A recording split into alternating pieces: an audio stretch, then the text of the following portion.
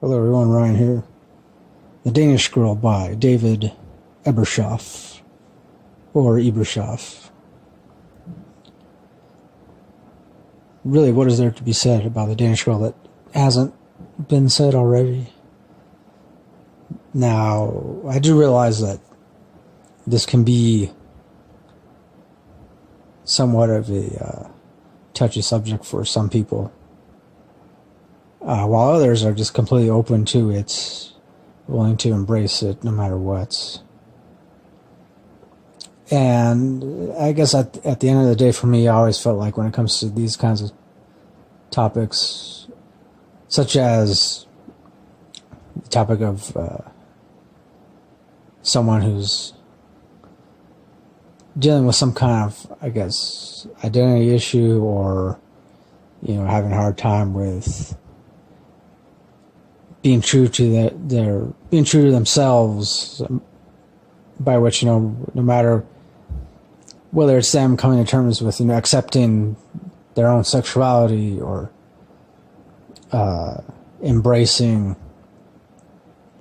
what they truly feel deep down inside is their actual gender. I've always felt that it's a good thing to talk about these things, get them out on the open, whether or not they make most people uncomfortable, because obviously I'm aware that it does when it comes to these kinds of things. But for me, I've always been the type that it's completely, I like to think of myself as a pretty open-minded person. And, I've always been, I would say before joining BookTube, I never really even considered reading these kinds of books or listening to these kinds of audiobooks. And it wasn't really because I didn't want to. This is more so just because, I was used to reading a lot of sci-fi and nonfiction stuff. But I'm glad that because for me, since joining BookTube, since I've been a part of it for the past year or so, I've really felt motivated to read a lot more of these books, that are much more, that have characters that are much more diverse, not so one-dimensional. So I'm going to do my best here to give my thoughts on the Danish Girl. Though I got to be upfront, I do not claim to know exactly what it's like for a transgender person or somebody who's struggling with, coming to terms with, whatever gender they feel truly is their actual gender.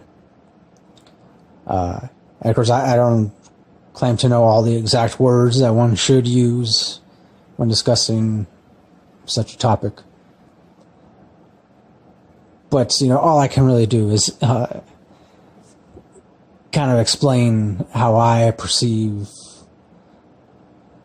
this kind of a story like this. So, of course, the Danish Girl, it's my understanding it's supposed to be based on a true story, or loosely based on a true story. Exactly how loosely, I don't know. Yes. The main character in this is Einar Wegner.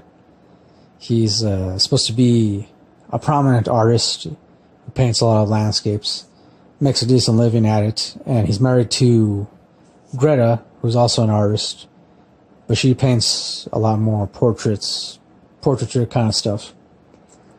And they're living in Denmark, somewhere in Denmark. And one day, Greta, she asks Einar to pose for her in this dress, because the model that she was already relying on couldn't show up that particular day. So at first he's reluctant, but then eventually he does it. And that's supposed to be like all this happens at the very beginning of this story. Now, of course, I guess, like, one thing I noticed that I've seen some people who have read this or listened to this audiobook, they view this story, not all of them, but I know a certain number of people tend to view this as if this whole thing with, the character Einar transitioning into becoming a woman, I guess for some of these people, it's almost as if they consider the story to be not just entirely fiction, but also something that, like, criticizes the whole transgender movement. And I guess I can see where they're coming from, how I can definitely see how one could interpret this story as being some kind of harsh critique against the transgender movement. Though that's really not how I interpret it. The way I interpret it is, first of all, I really like the writing style of this. I like how the author is able to write out certain details and really draw you into these different important moments, these different stages that the character Einar goes through, in which he eventually becomes Lily, eventually becomes this woman who and then she goes by the name Lily. And so, again, I like that the author is able to, at least for me, was able to really draw me in with certain details. Even right down to just when, he would describe the ambience of a room in which each character walks into, and how the light and shadows play off one another. The author has a very interesting way of describing these kinds of things. And I believe it definitely adds to the overall mood of the story. And, at best it offers a glimpse of how, the character Einar might feel, or how, anybody in a similar position might feel when going through this transition and eventually embracing who they really are. Because that's what I feel the story comes down to, inevitably. It's mostly about, this character who, for so long, believed he was one person, like one single person, and that he had to live his life a certain way. And then all of a sudden something happens or rather a series of things happens, and then he realizes that for most of his life he's been unhappy. He's just completely unhappy, miserable, and he ultimately realizes that he must come to terms with who he really is. So, and that is, that begins the process of transitioning to becoming a woman. And I like it. I definitely like the story. I think it's one of those stories that I'm definitely going to be thinking about for some time to come. Of course, I did see the movie back when it first came out. I like the movie, but I will say that the audiobook, is definitely much richer, definitely more detail, obviously, but more emotional kind of detail than anything else. And I also like that in this audiobook, there's a couple of moments that weren't in the movie, which I found somewhat shocking, but not entirely shocking, but I don't want to spoil really anything, but I will say that I guess some of these moments definitely, for me, added a lot more to the character of Einar, and also to the character of Lily, who Einar does eventually become.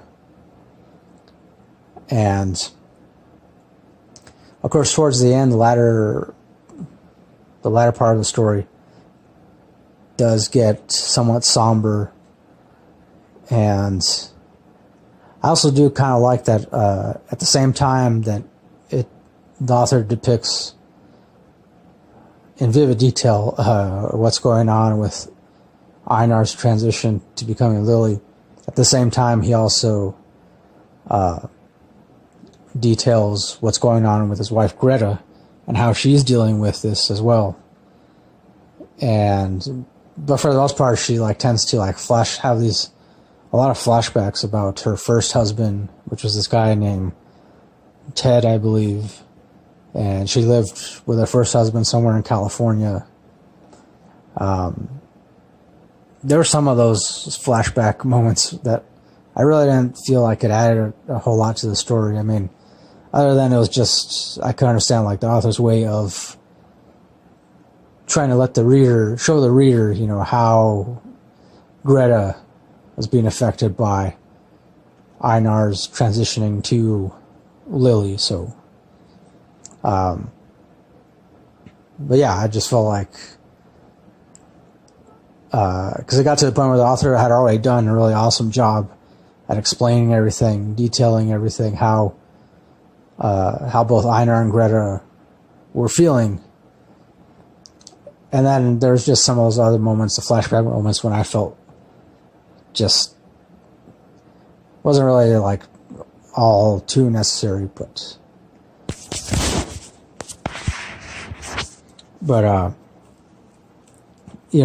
that's, sorry if you heard a weird sound right now. I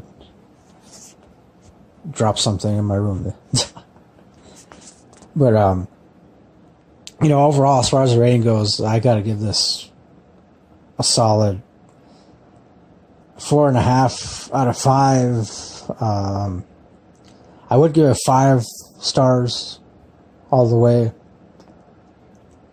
but at the same time, something tells me that while this is definitely a really well written, well thought out story about this process of male character transitioning into becoming a woman, I am also aware that it's not really a thorough telling. It's not really a thorough retelling of anything.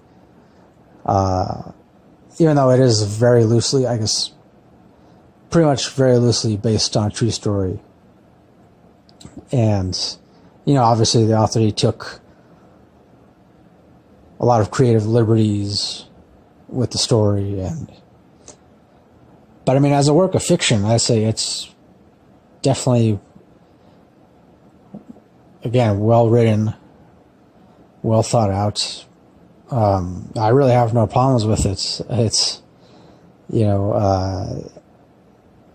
but again, I do realize in no way, shape, or form do I consider this to be a very thorough, accurate portrayal of any kind of transitioning process, any kind of transitioning process that any transgender person might go through. So that much I do know. That much I know that I can state with certainty. But yeah, that's all around. I like it. I give it 4.5 out of 5 stars. I really don't know what else to say about it. The ending, I guess, yeah, again, like I said, the latter half is pretty somber. The ending of this, I compare it to the ending of the movie, because the end of the movie is also pretty sad. But the end of this in the audiobook, it's not so much sad, but, well, kind of like both sad, but at the same time, slightly, I want to say slightly hopeful in a way. But then that's it. Really, the ending leaves things open to interpretation. I mean, that's how I feel. But I definitely like this ending much more than the ending of the movie. I will say that. So yeah, if you've yet to read this or listen to the audiobook of The Danish Girl, I do recommend giving it a try, especially if, you're interested in reading or listening to something that, you normally wouldn't, even if only for the sake of, you might learn something, at least one thing new that you didn't know before. So I actually kind of did. And, the only other thing I will say about this is I like that it's kind of a glimpse into, it gives you somewhat of a glimpse into the mind of a transgender person, but not a thorough glimpse. I'm saying, again, I'll repeat that, not a thorough glimpse, but somewhat of a glimpse. So, there. So there you go, that's my review of The Danish Girl by David Ebershoff, or Ebershoff. So, thanks for listening to this, thanks for watching. And as always, next time, don't forget, keep it real, keep on rocking, and peace.